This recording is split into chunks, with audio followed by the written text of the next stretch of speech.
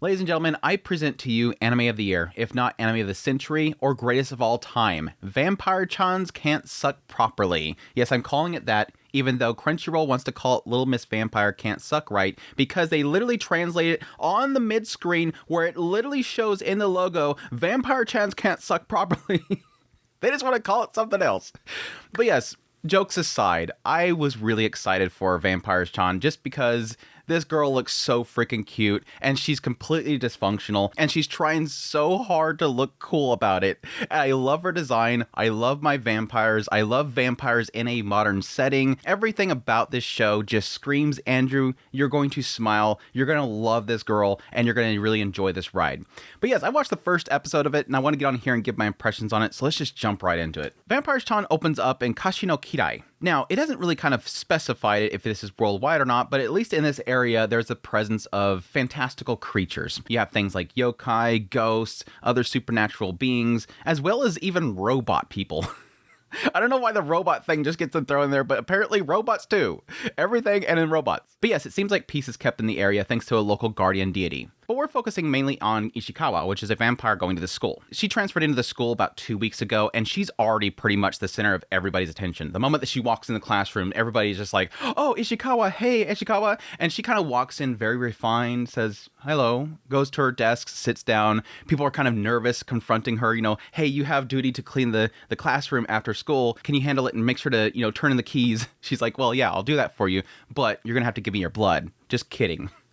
Everybody's just massively doki for her. There's even a guy that claims that he'll allow her to step on him. But there's one kid in the class that actually knows a different side of this vampire, Ishikawa. And that's her neighbor in the class, Otori. See, Otori was assigned to do cleaning duty along with her, and while they were doing cleaning duty, at some point, she just started munching on stuff like crazy. At some point, he realizes, you've been munching on things and snacking a lot. Is it because you're potentially hungry? At this point, knowing that she's a vampire, he offers his blood. To which she admits that she's been trying to keep her mind off of it. That in fact, she's actually really bad at drinking blood. We find out later on that she's literally never drank human blood before because it seems like she's really bad at finding the veins and every single human is different. And so she's just kind of dysfunctional when it comes to one of the most staple things about vampires, which is drinking blood. Well, seeing that she's very hungry and that it's affecting her, he decides to offer to her that she can practice on him. To which she very hesitantly, but eventually accepts and starts chomping on his arm. And yes, she's really bad at it. Like constantly having to change locations on his arm, completely sucks him dry and everything. And what kind of follows this is that it seems like it kind of bothered her that she was so bad at it, that her bite wasn't deep enough, that she took too much of his blood, that it affected him. And so Otori, kind of realizing this, sort of has to kind of give her a little bit of encouragement. Like, it's okay, I offer to help you out. You don't have to hold back or anything like that. We even had this cute little segment later on where he brings her some little treats and she's kind of afraid of which part of the sweet that looks like a chicken, what part to bite. And so he has to kind of, give her a little bit of encouragement that you don't have to worry about where you bite. Just go ahead. And that's pretty much the concept of the show so far. Pretty simple idea here. The idea of this girl being a complete failure vampire. And this guy just having to give her encouragement. Now, there is also the opposite side of this whole situation, which is Otori himself, and the idea that, yes, she's getting hints this guy actually likes it. He sort of sees the whole situation as him being sort of like a mama. Like every time that she bites down on him, she turns into this little chibi, and he just kind of likes the idea of pretty much nursing her so that she could be able to drink her own blood. So my thoughts on this show so far, I am loving it, and it's mostly around, yes, Ishikawa. She is just absolutely cute. She's dorky. She reminds me of Mutsuki of Blue Archive. I absolutely love her character design, but I've always really loved these types of shows. I like the idea of taking, maybe typically a school setting or something like that, some sort of modern times Japan setting, and then throwing vampires into it. It's why I absolutely love Interview with Monster Girls. And it's odd because when I first seen the previews for this, I immediately was sold because of Ishikawa, but I was kind of wondering, could this go in the direction of something like a Chibi Vampire, which Chibi Vampire is a story about a girl that instead of drinking blood, she creates blood. And so she has to, bite to give blood, otherwise she'll get massive nosebleeds, is the idea of a fail vampire. And then something like Interview with Monster Girls, where it's a concept of, monster girls at a school and them having some sort of problems. I'm actually excited to see that it could potentially be something more like Interview with Monster Girls. Interview with Monster Girls, the concept is monster girls in a school and the teacher essentially helping them with their problems.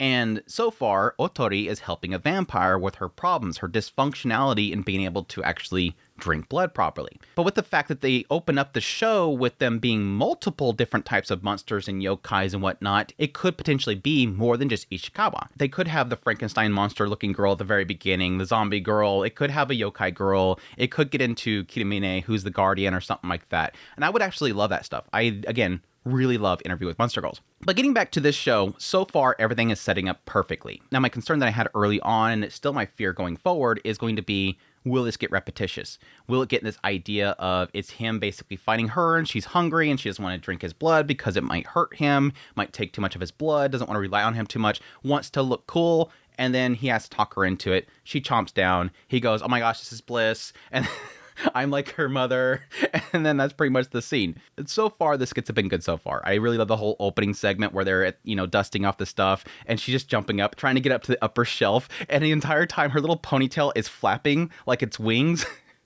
Which is completely shattering his expectation, the idea of her growing out wings and then flying up there to dust up there. She just literally is trying to flap her ponytail instead.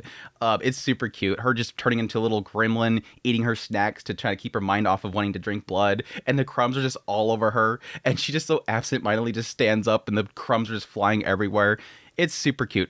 Her demeanor is great so far. What they're sort of presenting Ishikawa as is being a vampire who is all about her appearance. She wants to look cool. Like, every time she walks in the classroom, everybody admires her. She's so gorgeous, refined. She's a vampire. That's so cool, that kind of thing. And again, Otori knows the true side of her and the idea that she's trying to cover up her goofy side. And I'm really getting a sense that the direction they can take this whole thing is that eventually can help her sort of show that she has another side to other people. That other people can see the side of her that he sees. The goofy side, the little chibi self, trying to figure out which side of this thing to bite on, rather than just always sitting there and looking refined and keeping up these appearances. What people see in her is important. That's why she wants him to keep it a secret that she's bad at sucking blood, because vampires are cool, right? I'm supposed to look cool. And I'm kind of curious if that could turn into a thing where they can get into maybe another vampire and seeing that all vampires are actually dorks. It's just that she has some sort of vision of some great-grandfather Count Dracula or something like that that's super cool. Which, again, really works for Ishikawa's character, because she's so freaking cute. Because she's so freaking cute. Every time she's flustered, every time she's trying to hide something, keep something a secret, she's got that little blush face, constantly looking away. It's too dang adorable. I will admit, one of the things that I love most about what they've set up so far is there is sort of a, I guess, underlying perviness about it, I guess is the best way to put it. I mean, the title is kind of says it all. The whole vampires Chans can't suck properly. I think when people first seen the title of that, they were immediately thinking, oh my gosh, that is the most suggestive thing ever. And it sort of does play into later on where they do have this one scene where she's at home and she's trying to practice with herself. And she's biting down on all these different plushies. So she's nomming on them, which is super cute. She's got the glasses on, which I thought was great. And she's nomming on all these things. And eventually she goes, I can't tell if I'm sucking the right way with these plushies. And I immediately said that is the worst, out of context screenshot I've ever seen. And the idea that she's practicing at home and she's failing miserably. Again, there's kind of an undertone here that I do kind of appreciate that it's not shying too far away from. And again, seemingly so far, the translation's not trying to play into too much while it's still being there. I do like that little undertone. Intentional or not, I assume it's intentional. Other than that, I do always like the play off of different things, like, getting into how people have incorrect perceptions about what vampires are, getting into the idea that they can technically be in sunlight without melting. She actually likes garlic and crosses. Again, similar to Interview with Monster Girls, getting into the misconceptions of what vampires actually are. And I was actually kind of surprised they got into the chibi form. I thought that was all kind of an artistic choice. Again, going into the idea of him sort of seeing as a mother that is, nursing a child and that she's drinking blood from him. But they actually addressed it at the very end, where he says, why do you turn into a chibi version of yourself when you drink blood? Is that a vampire thing? And she's completely like, what? What are you talking about? I don't know if that was maybe just kind of a joke that the mangaka kind of made in reference to that, or if that's actually canon, that vampires do turn into little chibi forms when they drink blood. I don't know, maybe we'll see when they get into her parents or something like that. But anyways, I'm really enjoying it so far. Really cute. Really love Ishikawa. She's absolutely adorable. I just absolutely adore her design. The comedy so far is kind of working out. And again, I hope that it has some legs to it, that they keep going and it doesn't get repetitive or anything like that. Potentially introduce some other characters that will add to the chemistry. Based on the title of the next episode, it looks like they're going to bring Sakuma into the picture, which I think she was like the oaf that picks up Otori and drags him off. Seems like she's incredibly strong. But we'll see. But I hope you guys enjoyed my video. As always, if you did, hit the like button down below. If you like this content and you want to support down more, become a member of the channel. Until next time, y'all take care.